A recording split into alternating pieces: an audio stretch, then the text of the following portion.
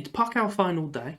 We're back for the 10th cup win of our career, the 17th trophy that we'll be picking up throughout our many clubs in many leagues. And it's just going to be a good day. It just is. And what better note than to go out than on a high?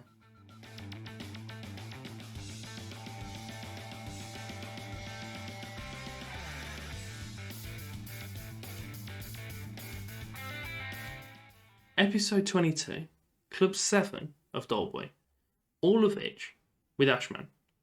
Put things back. Rudy is still the top scorer at the club. Top trainer, not top scorer at all. Tiago's the top scorer. Both my boys. It's just a good time to be alive. We've not come back for the last game of the season. It's kind of pointless. We literally played for nothing on that last game and still lost.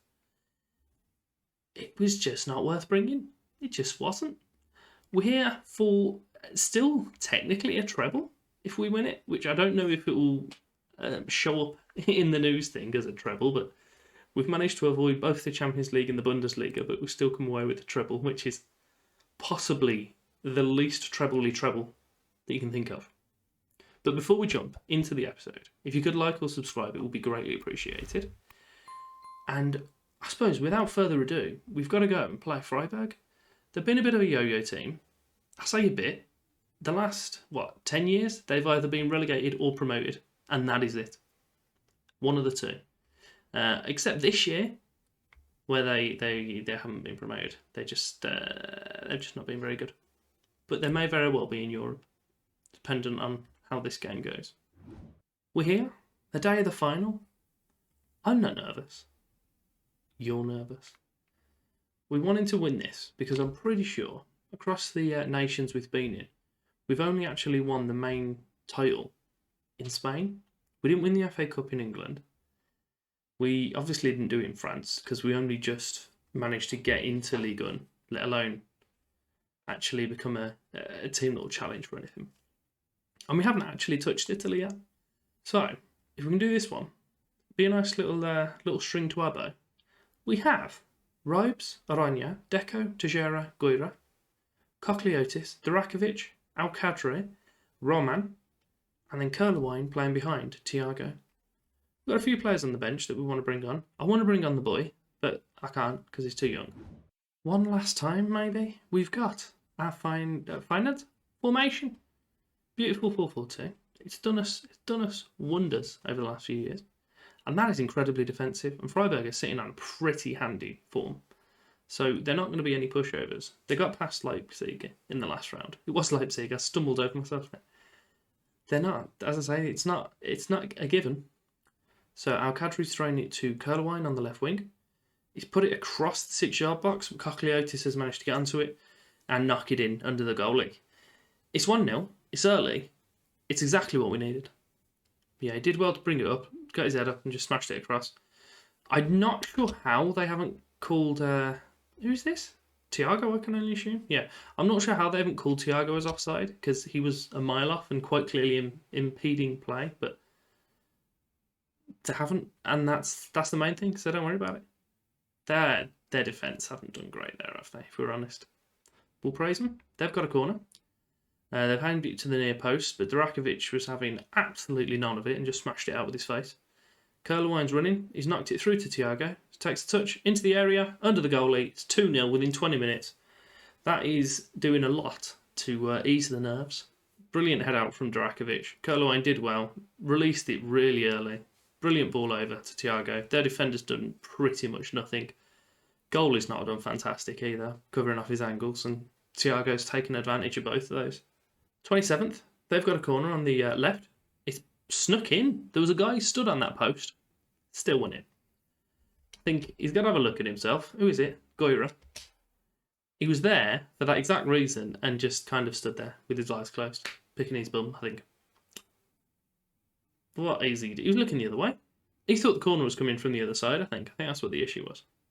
So, it's heading up towards 40 minutes. I've just encouraged them for some reason. They're not going to enjoy that. Roman's intercepted their throw-in. Tiago's knocked it straight back to Curlewine. Out to Cochleotis. He's going to get a ball in, I should No, he's going to get kicked. It's a penalty, ref. It's a penalty. Right, who's going to be taking it? Do I get a choice to choose? Chance to choose. Uninterested. Yeah, I tried to encourage them and they're all upset. Tiago, do me good, lad. Go and take it for me. You were going to do so anyway.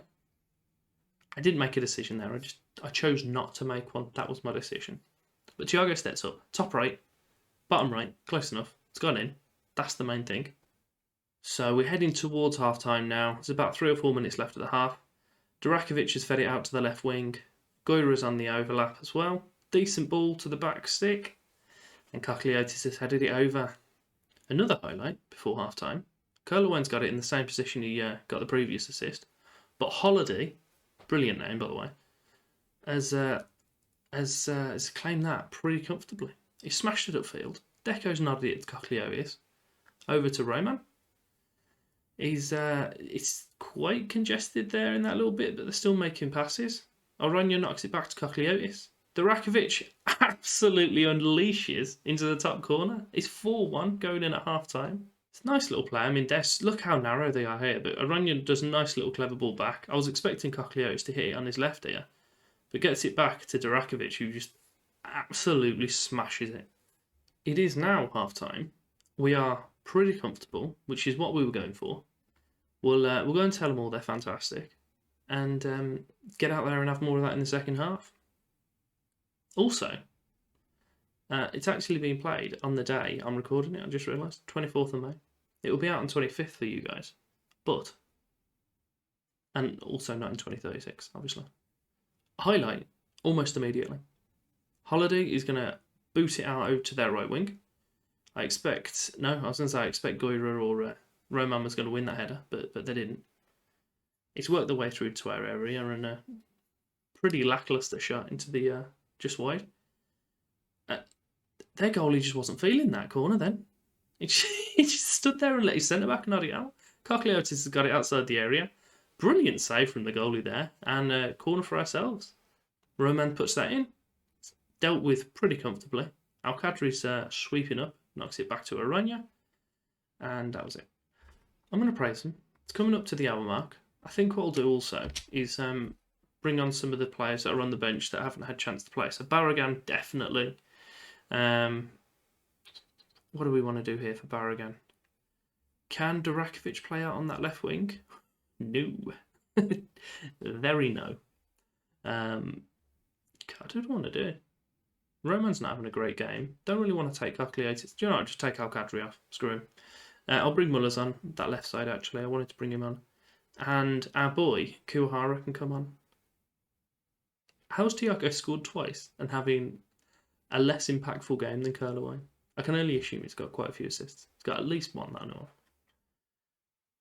I'll leave that third sub just for a few minutes. See if maybe we'll bring on Kuwahara if Tiago gets his hat-trick. About 15 minutes left now. We appear to have a free kick just outside their area. So who's stepping over it? Durakovic. And he's put it in. He's having a beautiful pair of goals. I was going to say he's having a screamer, but they're all playing really well, to be fair. He's doing all right. He's just got 2 good goals under his belt.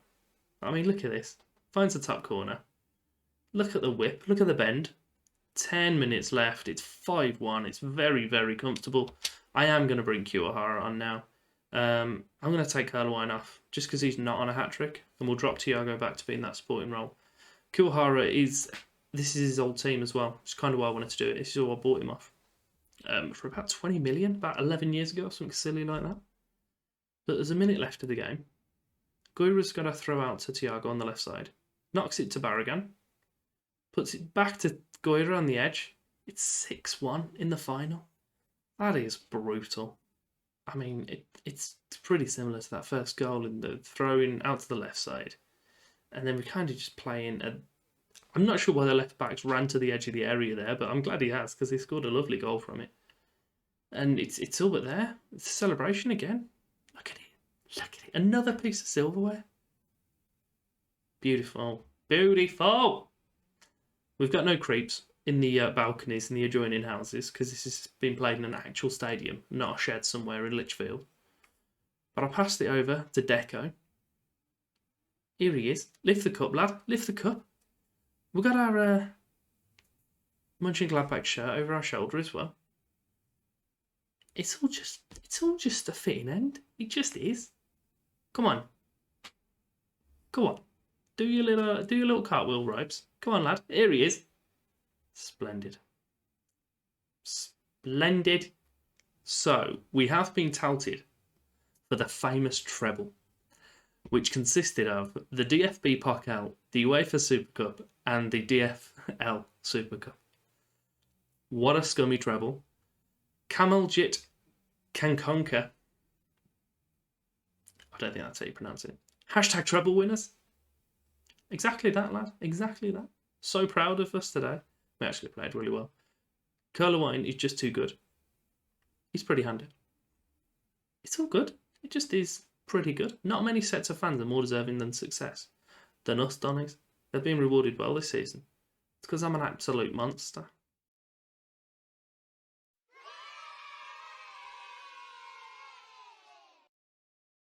Second time Monchengladbach have won it in the last 5 or so years. But the first time I've won it. They wanted us to reach the first knockout round. We got to the quarters. Handy. Super Cup, they said it's not important. We won the bloody thing. The Super Cup, they said it's not important. We won the bloody thing. And I didn't repeat myself. That was the other Super Cup. The Pokal, they wanted us to get to the final. We won the bloody thing. And Bundesliga, they wanted us to qualify for the Europa League. We finished second. We didn't win the bloody thing. We did well though. Arsenal have just done the double. They've won the Premier League and the FA Cup. Just saying. It's my Arsenal. That's my excuse. And finished second. My Man City. I was with him for 1 year. Just a bit good. We just are. Monchengladbach. End of season review for the 2035 season. 2035-36 season. Don't know why it's only shown us one of the years. The DFB Pokal. Get in my pocket. The UEFA Super Cup. The DFL Super Cup. Sorry. Beautiful. That is a legitimate treble you sat on there. We're going to fly through these. I'm going to tell you how ridiculous the board are for giving them the ratings that they gave them. And then I'm going to give you their actual ratings that I'm going to give them. Grazo is literally here just because I needed a goalkeeper and he was cheap and he was decent. So a C, I'll give him that to be fair. It was affordable for what he did. He played 1 game and we lost. So I'm not particularly a fan of him, but as a player, he's alright. Agron came in on a free as kind of a backup centre-back. But he's came in as a backup centre-back who is worth 40 million and is an elite centre-back, so a pretty handy backup. I think Bleak Plus is pretty generous. Schäfer, A-. Again, it's just because he's cheap and his wages aren't that expensive, but I'd put him below Agron because Agron's actually more useful. However, Schäfer did play more often, so maybe it's just preference on my part. Teixeira, they gave him a C. 14 million for a centre-back who's been pretty handy all season, got an average rating of above 7. That is definitely not a C. That is an A for me, at least an A-. Tupinamba, they've given him a C+ because his wages were high. He's a backup striker, but he's scored 18 from 26. That's not too bad at all. And kind of been overshadowed by Thiago and Cochleotis, so I'm happy with him. I say he was a B, strong B.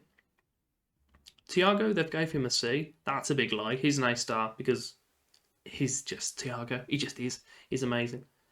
Roman, they gave a C because he's expensive. Been playing fantastically. At least a B+, possibly an A. Likewise for Cochleotis.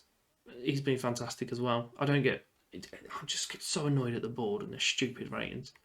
Results, they wanted the final... Why are we on the podcast? The league, they wanted the Champions League.